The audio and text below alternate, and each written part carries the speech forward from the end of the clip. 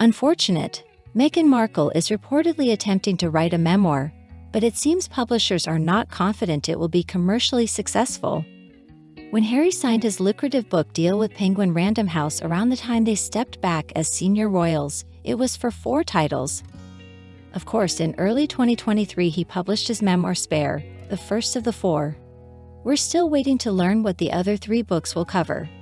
There have been ongoing rumors Meghan herself is working on her own memoir. Even though it's clear she essentially ghostwrote Finding Freedom, that unauthorized biography of their exit is separate from the 4-book deal. So there has been speculation, will Meghan write her own book? And if so, what would it contain? More criticism of the royals, portraying herself and Harry as blameless. Discussion of her family and pre-royal life. What aspects could possibly interest the public? It's a conundrum, one seemingly concerning to Penguin Random House as well. According to The Express, Meghan has faced humiliation because publishers are demanding to see a draft before paying her. Per Neil Sean, while her memoir likely won't come out for years, she fully intends to write one. In other words, another fabrication-filled volume. Could it be any more accurate than Harry's? Doubtful, considering Meghan penned much of his too. While I can't independently confirm the claims, they seem plausible. At this juncture, what publisher would hand over money with blind faith she'll even complete it, let alone that it'll sell? After the Spotify fiasco, companies are rightly wary of involvement with the Sussexes. According to Neil Sean, a few publishers did show interest. They feel they can make a buck, but it's all about the money they would have to shell out. Can you imagine the humiliation when they said they'd like to see at least 3 chapters first to see how the story pans out? In the world of publishing, this means one thing. They want to see if you've got a word. They want to see if you've got a worthwhile story. The sticking point is they can't trust giving anything out to a publisher without top-level security because it could get leaked, and then the whole deal will be ruined. End quote. Oh, wouldn't that be so sad? So if we're to take Neil Sean's word for it, this isn't even going to be one of the 4 books that Harry made the deal with Penguin Random House for. And that does make sense. I'm not sure who exactly signed that contract, but maybe it really was only Harry. Maybe Meghan was never involved with that deal. And so it sounds like she's trying to make a deal with Penguin Random House, but it's not. Maybe she's trying to make some deals of her own. But if we look at Meghan's history, she's not very good at holding up her end of the deal, is she? Spotify is by far the best example of how Meghan completely ruined a good thing. I mean, that deal was a sweet one. All she and Harry had to do was come up with something, some kind of content that people would want to listen to. And people were going to give them a chance anyway, just because of who they are. So they didn't even have to come up with something absolutely amazing. I mean, something just mediocre would have been okay. But unfortunately, Archetype was not only incredibly stupid, it was also incredibly dull. And as it turns out, people actually don't want to hear Meghan Markle talk about how great and wonderful she is for hours on end. And how funny is it going to be if Meghan really is required to submit a few chapters before she's going to receive any payment for this book?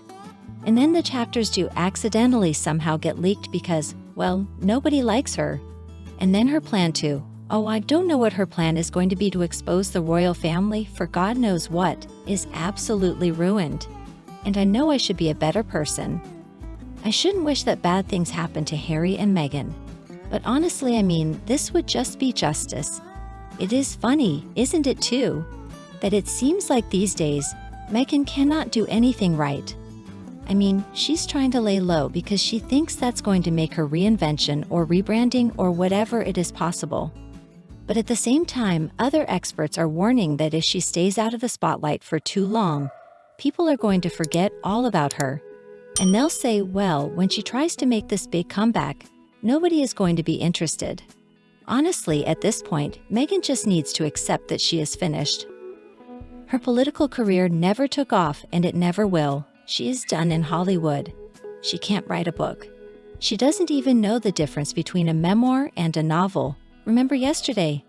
I don't know if you saw the video, but I was reading from some article. I don't even remember what it was. But obviously it came from Meghan Markle because in one sentence, she was talking about how this is going to be a memoir. and then the next talking about how great this novel is going to be. I mean, honey, a memoir is not supposed to be a novel. A novel is a work of fiction. Which, to be fair, we do know this would be a work of fiction because it would be a bunch of lies. But Meghan Markle would try to claim that this all really happened to her. She had such horrible experiences while she was a working royal. They were so mean to her. Catherine didn't want to share her lip gloss with her. I don't know what she's going to put in that book, but I do know for sure I won't be reading it. All right, everybody, and now time for a little discussion. So earlier today, I was reading the comments that you guys left under the video, sad news in your beginning. Harry decided to burn all of Diana's inheritance money for Meghan. In this video, we talked about, well, exactly that. How Harry has now spent all of his inheritance money. Apparently he got access to it when he was only 30 years old. So what exactly are he and Meghan going to do for money at this point? Well, we don't know, but we are happy. It's not our problem. Let's see what you all had to say. The first discussion was started by O3 Debra. Debra says, sadly, Meghan Markle makes the rest of us American women look bad. Not all of us are gold diggers looking to be taken care of. We know what it's like to work hard for what we have. That family is a major priority. And we also know we are to respect our elders and those above us in our employment. But one American woman looking for the next handout and trash-talking a woman who allowed her more opportunities before marriage is very disrespectful. And to bash the only parent who did all he could for her is also very disrespectful. Oh, Debra, you know I agree with you. I say this all the time. Meghan almost makes me ashamed to be American, but really she's the one who should be ashamed because she's the evil narcissist making the rest of us look bad. We got some replies too. Susie Q says, I think the rest of the world doesn't think she represents Americans. It's truly an accomplishment that Harry found the winner of the most horrible woman and married it. It is amazing, isn't it? I mean, he could not have chosen a worse woman. And thank you, Susie, for making me feel better that most people don't believe we're all like that. And then user IQ says, we love our genuine, caring American cousins. Rachel Meg targeted and legally nabbed a royal prince from our royal family.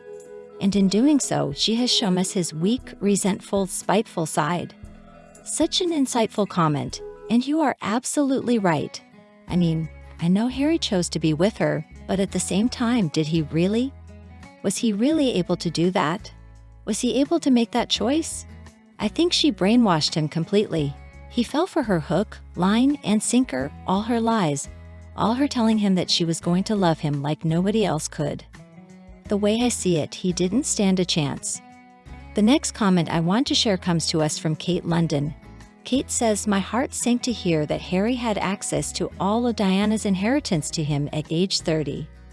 I assumed it was locked up tight in a trust, and he had only spent the interest on it. If Harry doesn't have that money anymore and he's burned his bridges with his dad and brother, then escaping from Meghan Markle becomes all the harder. No wonder he hasn't divorced her yet. He knows in California he'll have to give up half. They might not even have the house anymore. I've heard rumors they were renting it. It was just for show. My goodness, it all makes sense now. Meghan's extravagant wardrobe that scarcely fit her frame properly exudes an aura of financial ruin.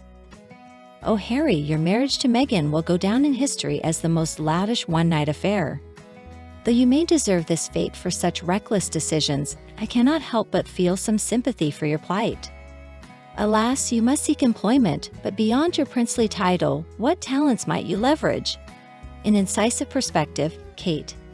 Thank you for illuminating the matter. Indeed, I share your concerns for his welfare. And true, by betraying his family as he did, one might argue he merits the misery to come. However, at the same time, his options appear scarce. I do not envy the position in which he has entrapped himself. Seriously, he must find work, but his intellectual faculties seem inadequate for most vocations. Neither exceptional skills nor talents spring to mind. I do worry where he may end up. Well, my friends, I'm afraid that concludes our time together today.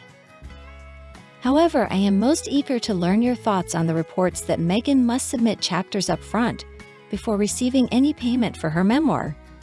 Do you anticipate the publisher approving or returning with a stern rebuke? Please share your insights in the comments below. If you enjoyed this video, I hope you will like, share, and subscribe for more content. Your support means the world to me. Thank you so much for watching, and I look forward to our next meeting. Wishing you a happy and healthy 2024. May the new year bring you joy,